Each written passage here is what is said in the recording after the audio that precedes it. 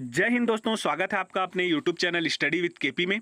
तो आज का जो ये वीडियो होने जा रहा है आपका छत्तीसगढ़ पुलिस भर्ती टेस्ट सीरीज का तीसरा टेस्ट वीडियो होने जा रहा है जी। इससे पहले हमने आपके लिए दो टेस्ट वीडियो लेकर के आए हैं, तो इन दोनों को हमने एक प्लेलिस्ट फ्री टेस्ट सीरीज करके बनाया है, उसमें संग्रहित किया है। तो इस प्लेलिस्ट का लिंक आपको इस वीडियो के डिस्क्रिप्शन बॉक्स में मिल जाएगा, वहां जाकर के आप लोग इन दोनों वीडियो को देख सकते हैं। ठीक है, वहां से आप लोग इन दोनों टेस्ट को दिला सकते हैं। चलिए, तो आज का वीडियो स्टार्ट करते हैं। उससे पहले आपको बताना चाहूंगा कि ये जो PDF है इसको आप लोग हमारे Telegram channel study with KP में जाकर के प्राप्त कर सकते हैं, जिसको हमने यहाँ पे यूज किया है। ये बिल्कुल निःशुल्क है, ठीक है। और वीडियो यदि आपको अच्छा लगता है तो वीडियो को लाइक कर दीजिएगा और अपने दोस्तों में ज्यादा से ज्यादा इसे शेयर कर दीजिएगा, और हमारे चैनल के साथ जुड़े रहने के लिए हमारे चैनल को सब्सक्राइब कीजिएगा। चलिए, तो पहला आज का क्वेश्चन देखते हैं जी। तो पहला क्वेश्चन है आपका, महानदी पर कौन सा बांध बना हुआ है? चार ऑप्शन दिया गया है, कौन कौन सा? गांधी सागर, गंगरेल, हीराकुंड, बी और सी दोनों। तो इसका आपको सही आंसर बताना है। 2 सेकंड का समय है आपके पास। तो इसका सही आंसर होगा आपका ऑप्शन नंबर डी, बी और सी दोनों। तो महानदी पर कौन कौन सा बांध बना हुआ है जी? तो गंगरेल बांध बना हुआ है आपके धमतरी में, फिर आपका हीराकुंड बना हुआ है आपके उड़ीसा राज्य में। ठीक है, तो ये दोनों जो है आपके महानदी पर बने हुए बांध हैं। तो इसका आंसर होगा ऑप्शन नंबर डी। ठीक है, आप लोग आंसर देने का कोशिश कीजिएगा। चलिए, अगला क्वेश्चन देखते हैं। अगला क्वेश्चन है आपका, छत्तीसगढ़ का सबसे ऊंचा जलप्रपात तीरथगढ़ निम्न में से किस राष्ट्रीय उद्यान में स्थित है? चार ऑप्शन दिया गया है, कांगेर घाटी राष्ट्रीय उद्यान, गुरु घासीदास राष्ट्रीय उद्यान, इंद्रावती राष्ट्रीय उद्यान, चौथा ऑप्शन है उपरोक्त में से कोई नहीं। तो आपको आंसर देना है, 2 सेकंड है आपके पास। तो इसका सही आंसर होगा आपका ऑप्शन नंबर ए, कांगेर घाटी राष्ट्रीय उद्यान। ठीक है, तो तीरथगढ़ जलप्रपात जो है आपका छत्तीसगढ़ के कांगेर घाटी राष्ट्रीय उद्यान में स्थित है। ठीक है, अंत में आप लोग बताएंगे कि हम लोग यहाँ पे जो क्वेश्चन कर रहे हैं, टोटल 50 क्वेश्चन है, इसमें से आपने कितना क्वेश्चन सही किया है। ठीक है, चलिए अगला क्वेश्चन देखते हैं जी। तो राज्य का सबसे बड़ा वन वृत्त है, चार ऑप्शन दिया गया है यहाँ पे, बिलासपुर वन वृत्त, सरगुजा वन वृत्त, बस्तर वन वृत्त, रायपुर वन वृत्त। तो सही आंसर बताना है आपको। इसका सही आंसर होगा जी आपका option number A, Bilaspur one वृत्त। ठीक है, तो ऑप्शन नंबर ए इसका क्या हो जाएगा? आपका सही आंसर होगा। चलिए अगला क्वेश्चन देखते हैं। तो अगला क्वेश्चन है आपका, यूरेनियम छत्तीसगढ़ के किस जिले में पाया जाता है? चार ऑप्शन दिया गया है यहाँ पे, दंतेवाड़ा, बस्तर, कांकेर, सरगुजा। आपके पास 2 सेकंड का समय है, सही आंसर दीजिएगा इसका। तो इसका सही आंसर होगा आपका ऑप्शन नंबर डी, सरगुजा। ठीक है, ये आपके प्रीवियस ईयर में आया हुआ क्वेश्चन है, इसमें आपका आंसर किसको लिया है जी? सरगुजा को। तो इसलिए हमने इसका आंसर आपका सरगुजा लिया है। ठीक है, तो इसका आंसर क्या हो जाएगा आपका? Option number D. चलिए अगला क्वेश्चन देखते हैं। तो अगला क्वेश्चन आपकी स्क्रीन पर है, छत्तीसगढ़ से उत्खनित लौह खनिज मुख्य रूप से किस देश को निर्यात किया जाता है? चार ऑप्शन है आपके पास, रूस, जापान, इंग्लैंड, जर्मनी। 2 सेकंड का समय है आपके पास। इसका सही आंसर होगा आपका ऑप्शन नंबर बी, जापान। तो छत्तीसगढ़ में जो उत्खनित लौह खनिज हैं वो मुख्य रूप से किस देश को निर्यात किया जाता है जी? तो जापान को निर्यात किया जाता है। ठीक है, चलिए अगला क्वेश्चन है आपकी स्क्रीन पर, नागवंशियों के पतन उपरांत बस्तर में किस वंश की सत्ता स्थापित हुई थी? चार ऑप्शन दिया गया है यहाँ पे, छिंदक वंश, बाण वंश, सोम वंश, काकतीय वंश। 2 सेकंड का समय है आपके पास। तो इसका सही आंसर होगा आपका ऑप्शन नंबर डी, काकतीय वंश। ठीक है, तो जो बस्तर के कौन से वंश जी? छिंदक नागवंश के पतन के बाद कौन सा वंश का वहां पे उत्पन्न हुआ था या फिर उत्थान हुआ था? तो वहां पे आपका जो है काकतीय वंश का क्या हुआ था जी? वहां पे उत्थान हुआ था। कब हुआ था? तो 1324 ईस्वी में। ठीक है, और पहले शासक इसके कौन थे आपके? तो अन्नम देव। और जो नागवंशी थे जिनका पतन हुआ, उसके अंतिम शासक कौन थे आपके? तो हरिश्चंद्र देव। ठीक है, तो इतना आपको याद रखना है। चलिए अगला क्वेश्चन देखते हैं। तो अगला क्वेश्चन आपकी स्क्रीन पर है, कल्याण शाह किस सम्राट का समकालीन था? चार ऑप्शन दिया गया है यहाँ पर, अकबर, बाबर, शाहजहां, औरंगजेब। 2 सेकंड का समय आपके पास। तो इसका सही आंसर होगा आपका ऑप्शन नंबर ए, अकबर। ठीक है, यहां पे आपके ऑप्शन में जो है जहांगीर नहीं दिया गया है। ठीक है, जब जहांगीर दिया रहेगा आपके ऑप्शन में तो यहां पे आपका अकबर नहीं मिलेगा। ठीक है ना जी, तो उस केस में आपका आंसर क्या हो जाएगा? जहांगीर। क्यों? क्योंकि जो अन्य अन्य स्रोत हैं, अनेक स्रोत से पता चलता है कि यहाँ पे जो है कल्याण शाह जो है किसका? गोपल्ला गीत से आपका पता चलता है कि ये जो है जहांगीर के समकालीन था। और बाबू रेवाराम जो है उनके लिखित पांडुलिपि जो है वहां से पता चलता है, बाबू रेवाराम के पांडुलिपि से, कि ये अकबर के समकालीन था। ठीक है, तो आप लोग का यहाँ पे जो आंसर है वो क्या हो जाएगा? बाबू रेवाराम के पांडुलिपि के अनुसार अकबर इसका आंसर होगा। क्यों? क्योंकि यहाँ पे जहांगीर नहीं दिया गया है। ठीक है, तो आंसर ऑप्शन नंबर ए होगा। चलिए अगला क्वेश्चन देखते हैं। तो अगला क्वेश्चन आपकी स्क्रीन पर है, शुद्धाद्वैतवाद मत के प्रवर्तक महाप्रभु वल्लभाचार्य की जन्म स्थली है? चार ऑप्शन दिया गया है, मल्हार, रतनपुर, डोंगरगढ़, चंपारण्य। तो इसका तो आंसर आप लोग जान रहे होंगे। चलिए आंसर दीजिए इसका सही आंसर आप लोग। तो इसका सही आंसर होगा आपका ऑप्शन नंबर डी, चंपारण्य। ठीक है, तो चंपारण्य इसका आंसर हो जाएगा। जो महाप्रभु वल्लभाचार्य जी हैं उनका जन्म स्थली कहाँ है जी? तो वो है आपका चंपारण्य। ठीक है, चलिए अगला क्वेश्चन देखते हैं। तो अगला क्वेश्चन आपकी स्क्रीन पर है, कलचुरियों के बाद किसने छत्तीसगढ़ की सत्ता संभाली? चार ऑप्शन दिया गया है यहाँ पे, मराठों ने, अंग्रेजों ने, सोमवंशियों ने, इनमें से कोई नहीं। 2 सेकंड का समय है आपके पास। तो इसका सही आंसर होगा आपका ऑप्शन नंबर ए, मराठों ने। तो मराठों ने जो है कलचुरियों के बाद छत्तीसगढ़ की सत्ता संभाली थी। ठीक है, चलिए अगला क्वेश्चन देख लेते हैं। तो अगला क्वेश्चन आपके स्क्रीन पर है, ये कूट के फॉर्म में दिया गया है। क्या है जी क्वेश्चन? निम्नलिखित कथनों को पढ़िए। 3 कूट दिया गया है। पहला कूट है इसमें, कलचुरी प्रशासन में राजा के अधिकार सीमित थे। दूसरा है, प्रशासन के विभागों का दायित्व अमात्य मंडल लिखा है, ये अमात्य मंडल होगा। ठीक है, ये अमात्य मंडल होगा था। तीसरा दिया है यहाँ पे कूट, राज्य गढ़ों के में विभाजित था तथा प्रत्येक गढ़ में 84 ग्राम होते थे। देखिए अब इसमें आपको आंसर बताना है कि सत्य कौन सा है, सत्य कूट कौन सा है। तो इसमें आप लोग देखिए, पहला कूट जो है ये गलत है। इसमें जो है राजा का अधिकार सीमित था दिया है, तो ये सीमित नहीं था वहां पे राजा का अधिकार। ठीक है, बाकी दोनों कथन सत्य हैं, 2 और 3 सत्य हैं। तो इसमें ऑप्शन कौन सा सही हो जाएगा आपका? ऑप्शन नंबर आपका सी सही हो जाएगा इसका आंसर। ठीक है, चलिए अगला क्वेश्चन देख लेते हैं। अगला क्वेश्चन है आपकी स्क्रीन पर, कैप्टन हंटर के बाद किसे छत्तीसगढ़ का अधीक्षक बनाया गया था? 4 ऑप्शन दिया गया है आपका, captain Sandis, captain Hunter, captain Agnew, इनमें से कोई नहीं। तो 2 सेकंड का समय है आपके पास। इसका सही आंसर होगा आपका ऑप्शन नंबर ए, सैंडिस। ठीक है, तो कैप्टन सैंडिस को जो है हंटर के बाद क्या बनाया गया था जी? छत्तीसगढ़ का अधीक्षक बनाया गया था। और जो पहला अधीक्षक था वो कौन था जी? तो ये आपको याद रखना है, एडमंड यहाँ का पहला क्या था? एडमंड जो है आपका पहला यहाँ का क्या था जी? ब्रिटिश अधीक्षक था। ठीक है, छत्तीसगढ़ में। फिर उसके बाद जो है एग्न्यू आता है। ठीक है, तो इसको आपको ध्यान में रखना है। ठीक है, एग्न्यू करके आता है दूसरा। और ये जो है सैंडिस के बाद कौन आता है आपका? सॉरी, कौन आया है? हंटर के बाद आपका सैंडिस आया है। इसको भी आपको ध्यान में रखना है। चलिए अगला क्वेश्चन देखते हैं। तो अगला क्वेश्चन आपकी स्क्रीन पर है, वर्ष 1934 में छत्तीसगढ़ में हरिजन सेवक संघ किसकी अध्यक्षता में गठित हुआ था? 4 ऑप्शन दिया गया है, घनश्याम सिंह गुप्त, पंडित सुंदरलाल शर्मा, यति यतन लाल, खूबचंद बघेल। सही आंसर बताना है आपको, 2 सेकंड है आपके पास। तो इसका सही आंसर आपका हो जाएगा option number A, Ghanshyam Singh गुप्त। तो घनश्याम सिंह गुप्त जी के अध्यक्षता में जो है वर्ष 1934 में छत्तीसगढ़ में हरिजन सेवक संघ की गठित किया गया था। ठीक है ना, तो हरिजन सेवक संघ को कब गठित किया गया था ये भी क्वेश्चन आ सकता है, तो इसको आप लोग ध्यान में रखेंगे। वर्ष 1934 में किसकी अध्यक्षता में? तो घनश्याम सिंह गुप्त जी के अध्यक्षता में। चलिए अगला क्वेश्चन देखते हैं। तो अगला क्वेश्चन आपकी स्क्रीन पर है, वर्ष 1906 में स्थापित समित्र मंडल के माध्यम से किसने सुधारों का श्री गणेश किया था? 4 ऑप्शन दिया गया है यहाँ पे, पंडित सुंदरलाल शर्मा, ठाकुर प्यारेलाल सिंह, माधवराव सप्रे। चौथा ऑप्शन है उपरोक्त में से कोई नहीं। तो सही आंसर बताना है, 2 सेकंड का समय है आपके पास।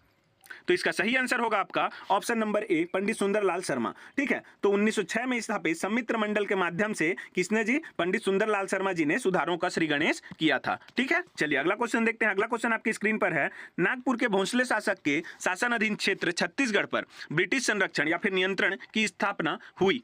और 4 ऑप्शन दिया है यहाँ पे आपको, 1818 ईस्वी में, 1830 ईस्वी में, 1854 ईस्वी में, इनमें से कोई नहीं। 2 सेकंड का समय है आपके पास। इसका सही आंसर होगा आपका ऑप्शन नंबर ए, 1818 ईस्वी में। ठीक है, तो भोंसले शासक के अधीन जो है क्या हुआ था? छत्तीसगढ़ का ब्रिटिश नियंत्रण में स्थापना कब हुआ था जिसका? तो 1818 में। ठीक है, 1818 से लेकर के आपका कब तक गया था ये? तो 1830 तक ये गया था ब्रिटिश संरक्षण के अधीन में। ठीक है, चलिए अगला क्वेश्चन देखते हैं। तो अगला क्वेश्चन आपके स्क्रीन पर है, विख्यात सोनाखान जमींदारी स्थित थी। 4 ऑप्शन दिया गया है आपका, बलौदाबाजार तहसील में, बागबहार तहसील में, बिलाईगढ़ तहसील में, बिंद्रानवागढ़ तहसील में। तो 2 सेकंड का समय है आपके पास। तो इसका सही आंसर होगा आपका ऑप्शन नंबर ए, बलौदाबाजार तहसील में। ठीक है, तो जो सोनाखान जमींदारी है वो आपका कहाँ था जी? तो बलौदाबाजार तहसील में स्थित था। ठीक है, चलिए अगला क्वेश्चन देखते हैं। अगला क्वेश्चन आपकी स्क्रीन पर है, प्राचीन छत्तीसगढ़ में पांडु वंश के निम्नलिखित किस शासक ने मौखरी राजकुमारी वाष्टा से विवाह किया था? 4 ऑप्शन दिया है आपको यहाँ पर, तिवरदेव, चंद्रगुप्त, हर्षगुप्त, महाशिवगुप्त। 2 सेकंड है आपके पास। इसका सही आंसर होगा आपका ऑप्शन नंबर कौन सा जी? सी, हर्षगुप्त। तो वाष्टा देवी जो है उनका विवाह किसके साथ में हुआ था? तो हर्षगुप्त के साथ में हुआ था। और इन्हीं वाष्टा देवी का पुत्र कौन था जी? तो महाशिवगुप्त बाला अर्जुन। ठीक है, और इसी बाला अर्जुन के काल में कौन आया था छत्तीसगढ़ में? तो वेनसांग आया था। कब आया था? तो 639 ईस्वी में आया था। ठीक है, चलिए तो इतना आपको ध्यान में रखना है। अगला क्वेश्चन देखते हैं। अगला क्वेश्चन आपके स्क्रीन पर है, निम्नलिखित में से किस पांडुवंशी शासक के समय में वेनसांग सिरपुर आया था? तो ये आपका बोनस क्वेश्चन हो गया। अभी मैंने आपको इसका आंसर बताया है, आप लोग आंसर देंगे इसका।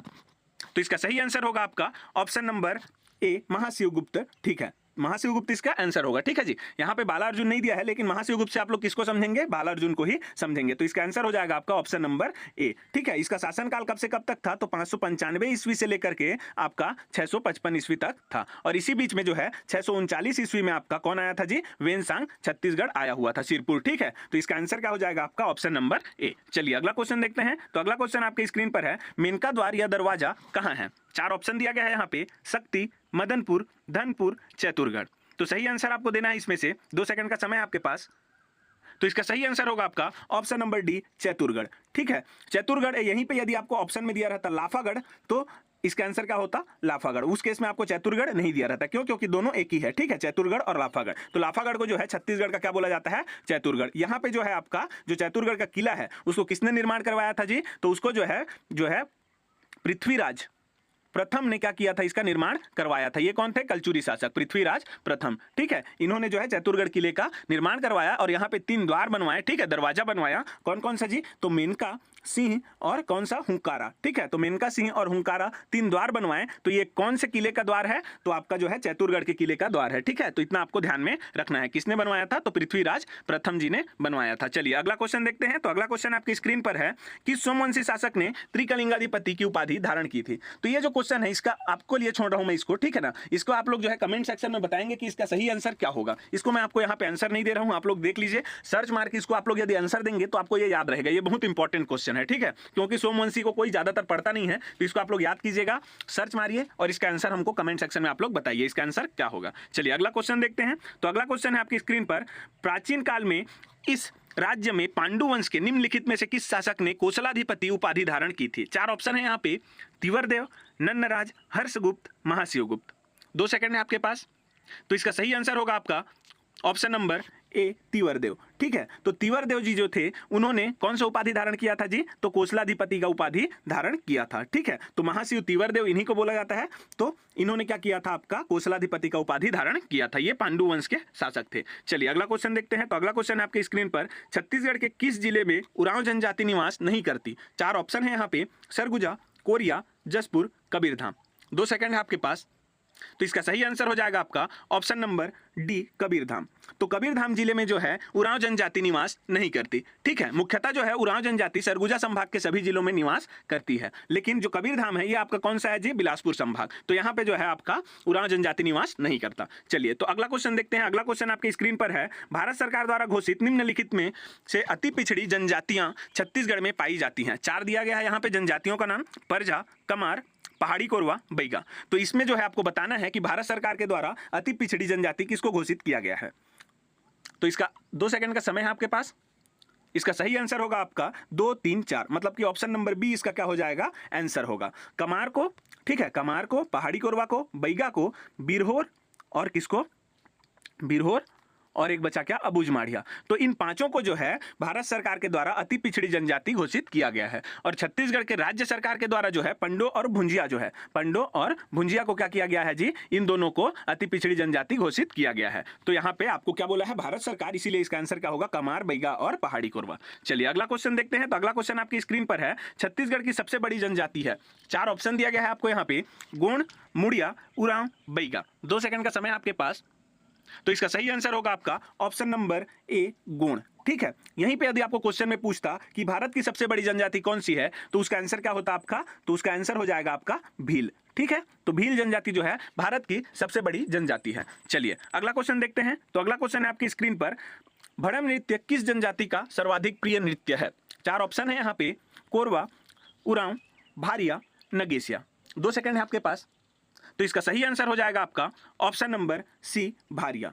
तो भारिया का जो है ये क्या है जी, सर्वाधिक प्रिय नृत्य है कौन सा, भड़म नृत्य। और एक इसका आता है क्या जी, सैतम। तो भड़म और सैतम नृत्य जो है आपका कौन सी जनजाति लोग करते हैं, तो भारिया जनजाति लोग करते हैं। और ये जो भड़म नृत्य है ये जनजातियों में जो है, जनजातियों के द्वारा किया जाने वाला, सबसे लंबे समय तक किया जाने वाला नृत्य है ये। ठीक है जी, तो जनजाति लोग जो नृत्य करते हैं उसमें सबसे लंबे समय तक चलने वाला नृत्य कौन सा है बोलेगा, तो कौन सा है आपका, भड़म नृत्य। तो इसको आपको ध्यान में रखना है, एक फैक्ट है इसका। ठीक है, तो चलिए अगला क्वेश्चन देखते हैं। अगला क्वेश्चन है आपकी स्क्रीन पर, उद्यम क्रांति योजना के तहत युवाओं को स्वरोजगार स्थापित करने के लिए कितने प्रतिशत सब्सिडी पर ब्याज मुक्त ऋण उपलब्ध कराया जाएगा? 4 ऑप्शन दिया गया है यहाँ पे, 30%, 35%, 45%, 50%। तो यह है आपका छत्तीसगढ़ का करंट अफेयर। तो इसको आपको 2 सेकंड में आंसर देना है। आप लोग इसका सही आंसर दीजिएगा। तो इसका सही आंसर होगा आपका ऑप्शन नंबर डी, 50%। तो छत्तीसगढ़ में जो है, जो गरीब वर्ग के युवा हैं, जिनके पास जो है स्वयं का उद्योग या फिर क्या बोलना चाहिए जी, स्वरोजगार स्थापित करने के लिए पैसा नहीं है, उनको जो है सरकार क्या कर रही है, यहाँ पे पैसा दे रही है, ठीक है, और उसमें जो है 50% क्या है आपका सब्सिडी भी दे रही है सरकार। तो ये है आपका क्या जी, उद्यम क्रांति योजना। तो इसमें इसका आंसर क्या हो जाएगा आपका, ऑप्शन नंबर डी। चलिए अगला क्वेश्चन देखते हैं। अगला क्वेश्चन है आपका, शहीद वीर नारायण सिंह स्वास्थ्य योजना के लिए छत्तीसगढ़ बजट 2024-25 में कितने करोड़ रुपए का प्रावधान किया गया है। तो 2024-25 मतलब अभी जो वर्तमान में चल रहा है सेशन, उसके लिए आपको बताना है कि छत्तीसगढ़ सरकार द्वारा बजट में शहीद वीर नारायण सिंह स्वास्थ्य योजना के लिए कितना जो है बजट प्रस्तावित किया गया है। तो देखिए इसका सही आंसर आपको बताना है।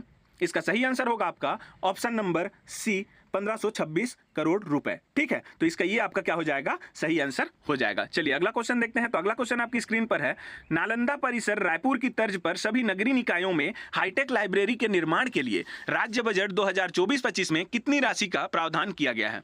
4 ऑप्शन दिया गया है आपको यहाँ पे, 108 करोड़ रुपए, 110 करोड़ रुपए, 138 करोड़ रुपए, 148 करोड़ रुपए। सही आंसर बताना है आपको इसका। तो इसका सही आंसर हो जाएगा आपका ऑप्शन नंबर डी, 148 करोड़ रुपए, ठीक है। तो इसको आपको ध्यान में रखना है, क्यों, क्योंकि ये करंट का एकदम इंपॉर्टेंट क्वेश्चन है। चलिए अगला क्वेश्चन देखते हैं। तो अगला क्वेश्चन आपकी स्क्रीन पर है, छत्तीसगढ़ सरकार द्वारा खरीफ वर्ष 2023-24 में न्यूनतम समर्थन मूल्य मतलब कि एमएसपी पर कितने लाख मीट्रिक टन, उसी को क्या बोला गया है, एलएमटी, धान खरीदी की गई है। 4 ऑप्शन दिया गया है, 113.58 LMT, 145 LMT, 122.78 LMT, 136 LMT. 2 second का समय है आपके पास। तो इसका सही आंसर होगा आपका ऑप्शन नंबर बी, 145 एलएमटी। तो जो है छत्तीसगढ़ सरकार के द्वारा खरीफ वर्ष 2023-24 में एमएसपी पर जो है कितना जी, 145 एलएमटी मतलब कि लाख मीट्रिक टन धान की खरीदी की गई है, ठीक। इसी में यदि आपको किसानों की संख्या बोले, पंजीकृत किसानों की संख्या, तो वो कितनी हो जाएगी जी, तो आपकी हो जाएगी कितनी, 24.72 लाख किसान, ठीक है। तो 24 से कम 24, 24 तिया 72, ऐसे करके आपको याद रखना है कि 24,72,000 लगभग किसानों ने क्या किया था, अपना रजिस्ट्रेशन करवाया था और धान को क्या किया है, इन्होंने बेचा है, ठीक है। चलिए अगला क्वेश्चन देखते हैं। तो अगला क्वेश्चन आपके स्क्रीन पर है, इनमें से कौन सी हरियाणा की सिंचाई परियोजना है। तो ये आपका इंडिया लेवल का क्वेश्चन यहां से स्टार्ट हो रहा है, ठीक है। तो इसका 4 ऑप्शन दिया गया है, हथनी कुंड बैराज परियोजना, जेएलएन लिफ्ट सिंचाई परियोजना। अब जेएलएन का फुल फॉर्म क्या है आपका, जवाहरलाल नेहरू लिफ्ट सिंचाई परियोजना, ठीक है। तीसरा ऑप्शन है पश्चिमी यमुना नहर परियोजना। चौथा है उपरोक्त सभी। तो आपको बताना है इसका सही आंसर। तो इसका सही आंसर हो जाएगा आपका उपरोक्त सभी, ठीक है। तो हरियाणा की जो सिंचाई परियोजना है वो कौन कौन सी है जी, हथनी कुंड बैराज परियोजना, जेएलएन मतलब कि जवाहरलाल नेहरू लिफ्ट सिंचाई परियोजना, फिर पश्चिमी यमुना नहर परियोजना। ये सभी जो है हरियाणा की सिंचाई परियोजना है, ठीक है। चलिए अगला क्वेश्चन देखते हैं। तो अगला क्वेश्चन है आपकी स्क्रीन पर, निम्नलिखित नदियों में से कौन सी एक पंचनद में शामिल नहीं है। 4 ऑप्शन दिया है आपको यहाँ पे, रावी, चिनाब, सिंधु, उपरोक्त में से एक से अधिक। तो सही आंसर देना है आपको। इसका सही आंसर होगा आपका ऑप्शन नंबर सी, सिंधु, ठीक है। तो ये जो पंचनद है, इसमें कौन कौन से नदी आते हैं जी, तो आप लोग इसको याद रखेंगे कि झेलम, कौन कौन सा, पहला तो झेलम, फिर उसके बाद आता है चिनाब, चिनाब, फिर आता है रावी, रावी, झेलम, चिनाब, रावी, फिर उसके बाद आता है व्यास और एक आता है उसके बाद सतलज। तो ये आपके पंचनद कहलाते हैं, ठीक है। तो ये आपके क्या कहलाते हैं, पंचनद। इसमें आपका कौन सा शामिल नहीं है जी, तो सिंधु शामिल नहीं है। देखिए आपका रावी और चिनाब यहाँ पे शामिल है, रावी और चिनाब, लेकिन सिंधु शामिल नहीं है। तो इसका आंसर क्या हो जाएगा, ऑप्शन नंबर सी। अगला क्वेश्चन देखते हैं। तो अगला क्वेश्चन आपकी स्क्रीन पर है, निम्नलिखित में से कौन सा तत्व मोनाजाइट रेत का शोधन करने के बाद प्राप्त होता है। 4 ऑप्शन दिया गया है यहाँ पे, सोना, थोरियम, प्लूटोनियम, उपरोक्त में से कोई नहीं। तो इसका सही आंसर आपको बताना है, 2 सेकंड का समय आपके पास। तो इसका सही आंसर होगा आपका ऑप्शन नंबर बी, थोरियम, ठीक है। और ये जो आपको ये भी याद रखना है कि मोनाजाइट रेत जो है कहाँ प्राप्त होता है, तो ये मुख्यतः जो है आपके कहाँ पे जी, तो पश्चिमी, ठीक है, पश्चिमी घाट जो है, पश्चिमी घाट मतलब कि केरल के आसपास में ये क्या होता है, केरल के जो है तट पर ये क्या होता है, आपको प्राप्त होता है, मोनाजाइट रेत प्राप्त होता है, ठीक है। चलिए अगला क्वेश्चन देखते हैं। तो अगला क्वेश्चन आपकी स्क्रीन पर है, निम्नलिखित में से कौन सी नदी कावेरी नदी की सहायक नदी नहीं है। 4 ऑप्शन है यहाँ पे, इंद्र, सिमसा, अमरावती, उपरोक्त में से एक से अधिक। इसका आंसर देना है आपको। तो इसका सही आंसर होगा आपका option number A, Indra.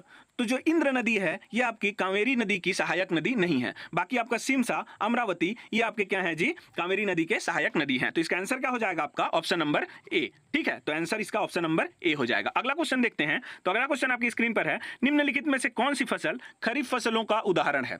4 option है यहाँ पे, चना, कपास, मटर, गेहूं। तो 2 सेकंड का समय आपके पास। इसका आंसर होगा आपका ऑप्शन नंबर बी, कपास। तो देखिए खरीफ फसल किसको बोला जाता है जी, तो जो बरसात में, मतलब कि जो जून जुलाई में जिसकी बुआई की जाती है, ठीक है, मई जून या फिर जून जुलाई में आपका क्या किया जाता है, इसका बुआई किया जाता है और अक्टूबर नवंबर में इसका लुआई किया जाता है, ठीक है, इस समय इसको काटते हैं अक्टूबर नवंबर में। और रबी फसल किसको बोलते हैं, तो नवंबर दिसंबर में जिसको क्या किया जाता है, बुआई किया जाता है, जैसे कि आपका गेहूं हो गया, मटर हो गया, चना हो गया, इन सबको कब बोया जाता है, तो नवंबर दिसंबर के महीने में बोया जाता है और कटाई कब किया जाता है, तो फरवरी मार्च में। तो ये आपका क्या होता है जी, रबी फसल, ठीक है। तो खरीफ फसल आपका इसमें कौन सा उदाहरण है जी, तो कपास। तो कपास जो है आपके जून जुलाई में क्या किया जाता है, इसको बोया जाता है, ठीक है। तो इसका आंसर हो जाएगा आपका ऑप्शन नंबर बी। अगला क्वेश्चन देखते हैं। तो अगला क्वेश्चन आपका स्क्रीन पर है, निम्नलिखित में से कौन सा 18वीं शताब्दी में भारत का सबसे महत्वपूर्ण उद्योग था। चार ऑप्शन है यहाँ पे, सूती कपड़ा उद्योग, धातु हस्तशिल्प उद्योग, लकड़ी के उत्पाद, मछली पालन। तो 2 सेकंड का समय है आपके पास। इसका सही आंसर होगा आपका ऑप्शन नंबर ए, सूती कपड़ा। तो सूती कपड़ा उद्योग जो है 18वीं शताब्दी में भारत का सबसे महत्वपूर्ण उद्योग था, ठीक है। अब 18वीं शताब्दी मतलब आप लोग कहां से कहां तक समझेंगे इसको, तो इसका आंसर क्या होगा, 18वीं शताब्दी मतलब 1700 से लेकर के 1799 तक। तो यहां तक जो है आपका सूती कपड़ा जो है भारत का क्या था जी, सबसे महत्वपूर्ण उद्योग था, ठीक है। चलिए अगला क्वेश्चन देखते हैं। तो अगला क्वेश्चन है आपकी स्क्रीन पर, निम्नलिखित में से किस घटना ने भारत में फ्रांसीसियों पर अंग्रेजों का वर्चस्व स्थापित किया। चार ऑप्शन दिया गया है यहाँ पे, बक्सर की लड़ाई, कर्नाटक युद्ध, वांडीवास की लड़ाई, चिंगलेपुट की लड़ाई। तो 2 सेकंड का समय है आपके पास। इसका सही आंसर होगा आपका ऑप्शन नंबर सी, वांडीवास की लड़ाई। तो देखिए वांडीवास की लड़ाई कब हुई थी, तो 1760 ईस्वी में। इस समय क्या चल रहा था जी, तो तृतीय कर्नाटक युद्ध आपका चल रहा था, ठीक है। तो तृतीय कर्नाटक युद्ध का जो है समापन कब होता है, तो वांडीवास की लड़ाई के बाद होता है। तो कब हुआ था ये, 1760 में। इसके बाद क्या हो जाता है, फ्रांसीसियों पर जो है अंग्रेजों का वर्चस्व स्थापित हो जाता है, ठीक है। तो आंसर क्या होगा आपका ऑप्शन नंबर सी। अगला क्वेश्चन देखते हैं। तो अगला क्वेश्चन आपकी स्क्रीन पर है, निम्नलिखित में से तत्वबोधिनी सभा की स्थापना किसने की। चार ऑप्शन है आपका यहाँ पे, राजा राम मोहन राय, केशव चंद्र सेन, द्वारकानाथ टैगोर, देवेंद्रनाथ टैगोर। तो 2 सेकंड का समय है आपके पास। इसका सही आंसर होगा आपका option number D, Debendranath Tagore. अब आप लोग जान रहे होंगे कि जो है राजा राम मोहन राय जी जो है सती प्रथा उन्मूलन के लिए क्या किया है, उन्होंने अपना महत्वपूर्ण योगदान दिया है। तो उनके साथी थे कौन जी, द्वारकानाथ टैगोर। और यही द्वारकानाथ टैगोर कौन है आपके, जो आप लोग जान रहे होंगे रविंद्रनाथ टैगोर जी, उनके दादा हैं ये, ठीक है, उनके दादा हैं। और इनके पुत्र कौन थे, द्वारकानाथ टैगोर के पुत्र थे देवेंद्रनाथ टैगोर। तो देवेंद्रनाथ टैगोर जी कौन हुए, रविंद्रनाथ टैगोर के पिताजी। तो इन्होंने क्या किया था, आपका तत्वबोधिनी सभा की स्थापना किया था। किसने, तो देवेंद्रनाथ टैगोर जी ने, रविंद्रनाथ टैगोर के पिताजी ने, ठीक है। तो इसका आंसर क्या होगा आपका ऑप्शन नंबर डी, इसका आंसर हो जाएगा। चलिए अगला क्वेश्चन देखते हैं। तो अगला क्वेश्चन आपकी स्क्रीन पर है, निम्नलिखित में से किसे दक्षिणेश्वर का संत कहा जाता है। चार ऑप्शन है आपका, स्वामी विवेकानंद, रामकृष्ण परमहंस, स्वामी दयानंद सरस्वती, संत तुकाराम। तो 2 सेकंड का समय है आपके पास। इसका सही आंसर होगा आपका option number B, Ramakrishna Paramahansa ji, ठीक है। तो रामकृष्ण परमहंस जी को दक्षिणेश्वर का संत कहा जाता है। ये कौन थे जी आपके, तो ये आपके स्वामी विवेकानंद के क्या थे, गुरु थे, ठीक है। चलिए अगला क्वेश्चन देखते हैं। तो अगला क्वेश्चन है आपकी स्क्रीन पर, कम्युनिस्ट मैनिफेस्टो किसने लिखी थी, ठीक है। चार ऑप्शन दिया गया है यहाँ पे, Friedrich Engels, Karl Marx, Leonid गतोस्की, व्लादिमीर लेनिन। तो आपको सही आंसर देना है इसमें। इसका सही आंसर होगा आपका option number B, Karl Marx. तो कार्ल मार्क्स जी ने जो है कम्युनिस्ट मैनिफेस्टो लिखी है, ठीक है। तो कम्युनिस्ट मैनिफेस्टो के लेखक कौन है बोलेगा, तो कार्ल मार्क्स जी हैं। इसको आपको ध्यान में रखना है। अगला क्वेश्चन है आपकी स्क्रीन पर, संविधान में काम करने का अधिकार का पता लगाया जा सकता है। चार ऑप्शन है आपका यहाँ पे स्क्रीन पे, मौलिक अधिकार, राज्य के नीति निर्देशक सिद्धांत, संविधान की प्रस्तावना, उपरोक्त में से कोई नहीं। तो 2 सेकंड का समय है आपके पास। इसका सही आंसर होगा आपका ऑप्शन नंबर बी, राज्य के नीति निदेशक सिद्धांत। तो अनुच्छेद जो है, अनुच्छेद कौन सा जी, तो अनुच्छेद आपका 140 जो है, यहाँ पे आपको क्या किया गया है, काम करने का अधिकार दिया गया है। तो ये आपके कौन से आता है जी, किसके अंदर में आता है ये, तो राज्य के नीति निदेशक सिद्धांत के अंदर में आता है। तो इसलिए इसका आंसर क्या होगा आपका, राज्य के नीति निदेशक सिद्धांत, ठीक है। चलिए अगला क्वेश्चन देखते हैं। तो अगला क्वेश्चन है आपकी स्क्रीन पर, यदि किसी उच्च न्यायालय के न्यायाधीश की आयु के संबंध में कोई प्रश्न उठता है तो भारत के संविधान के अनुसार निम्नलिखित में से किस प्राधिकारी का निर्णय अंतिम होगा। अब यहाँ पे क्या दिया है, उच्च न्यायालय। तो उच्च न्यायालय में कंफ्यूज नहीं होना है, ये क्या आपका हाई कोर्ट। तो हाई कोर्ट के जो क्या रहते हैं जी, न्यायाधीश रहते हैं, उनके आयु के संबंध में प्रश्न उठता है तो किसका निर्णय अंतिम होगा, तो इसका आंसर आपको बताना है। इसका सही आंसर होगा आपका ऑप्शन नंबर ए, भारत के राष्ट्रपति। तो भारत के राष्ट्रपति का जो निर्णय है वो अंतिम होगा। आयु के संबंध में कोई भी प्रश्न उठता है तो किसका, तो उच्च न्यायालय के न्यायाधीश का, ठीक है जी। चलिए अगला क्वेश्चन देखते हैं। तो अगला क्वेश्चन आपकी स्क्रीन पर है, भारत के उपराष्ट्रपति का चुनाव कौन करता है। चार ऑप्शन दिया गया है, लोगों का घर मतलब कि लोकसभा, संसद के दोनों सदन, ऑप्शन नंबर सी क्या है, राज्यों की परिषद, डी ऑप्शन क्या है, संसद के दोनों सदन और राज्य विधानमंडल। तो 2 सेकंड का समय आपके पास, इसका आंसर देंगे आप लोग। तो इसका सही आंसर होगा आपका ऑप्शन नंबर बी, संसद के दोनों सदन। मतलब कि लोकसभा और राज्यसभा जो है ये दोनों मिल करके क्या करते हैं, उपराष्ट्रपति जी का चुनाव करते हैं। ठीक है, तो लोकसभा और राज्यसभा, तो संसद के दोनों सदन इसका क्या हो जाएगा, आंसर हो जाएगा। चलिए अगला क्वेश्चन देखते हैं। अगला क्वेश्चन आपकी स्क्रीन पर है। 9वीं अनुसूची के अंतर्गत प्रावधान है, 4 ऑप्शन दिया गया है। कानून की अदालत में चुनौती दी जा सकती है, अदालत में चुनौती नहीं दी जा सकती है, किसी अदालत में राय ले सकते हैं, इनमें से कोई नहीं। तो 9वीं अनुसूची के अंतर्गत आपको बताना है कि क्या दिया गया है।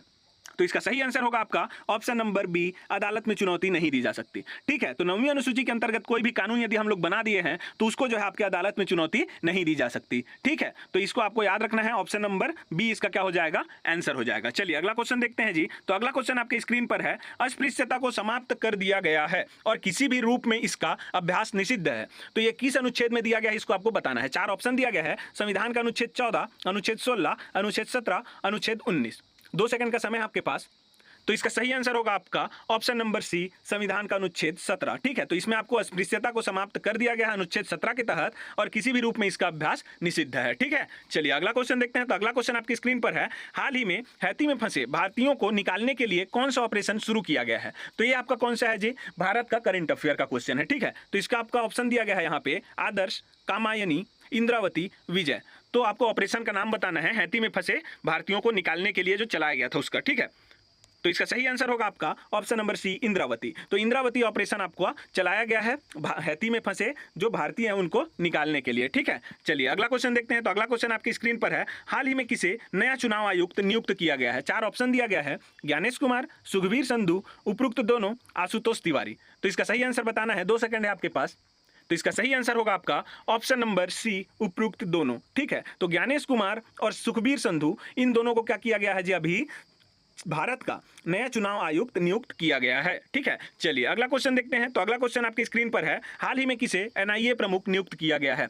4 ऑप्शन दिया गया है आपका यहाँ पे। दिनेश सिंह, सदानंद दाते, अनुराग अग्रवाल, किशोर मकवाना। तो 2 सेकंड का समय है आपके पास। तो इसका सही आंसर होगा आपका जो एनआईए के प्रमुख नियुक्त किए गए हैं वो कौन है जी, तो सदानंद दाते जी। तो ऑप्शन नंबर बी इसका क्या हो जाएगा, आंसर हो जाएगा। सदानंद दाते जी को एनआईए का प्रमुख नियुक्त किया गया है। ठीक है, चलिए अगला क्वेश्चन देखते हैं। तो अगला क्वेश्चन आपकी स्क्रीन पर है। हाल ही में किसे मिस वर्ल्ड 2023 का खिताब जीता है। तो किसने जीता है मिस वर्ल्ड 2023 का खिताब। 4 ऑप्शन दिया है। पैरी डिसूजा, सना जावेद, क्रिस्टीना पिज़कोवा, वंशिका परमार। तो 2 सेकंड का समय है आपके पास। इसका सही आंसर होगा आपका ऑप्शन नंबर सी, क्रिस्टीना पिज़कोवा। तो इन्होंने जो है क्या जीता है जी, मिस वर्ल्ड 2023 का खिताब जीता है क्रिस्टीना पिज़कोवा जी ने। ठीक है, चलिए अगला क्वेश्चन देखते हैं। तो अगला क्वेश्चन आपकी स्क्रीन पर। हाल ही में आई ILO की रिपोर्ट के अनुसार भारत में कितने प्रतिशत युवा बेरोजगार हैं। 4 ऑप्शन दिया गया है। 45%, 72%, 83%, 87%। 2 सेकंड का समय है आपके पास। इसका सही आंसर होगा आपका ऑप्शन नंबर सी, 83%। तो हाल ही में आई रिपोर्ट जो है ILO की, उसके अनुसार भारत में कितने प्रतिशत युवा जी, तो 83% युवा क्या है यहाँ पे, बेरोजगार हैं। ठीक है, चलिए अगला क्वेश्चन देखते हैं। तो अगला क्वेश्चन है आपकी स्क्रीन पर। हाल ही में किसे 2024 एबेल पुरस्कार से सम्मानित किया गया है। 4 ऑप्शन दिया गया है। Michel Talagrand, Vanshika Parmar, Riken Yamamoto, Amitabh Ghosh. 2 second का समय है आपके पास। तो इसका सही आंसर होगा आपका ऑप्शन नंबर ए, मिशेल टेलाग्रैंड।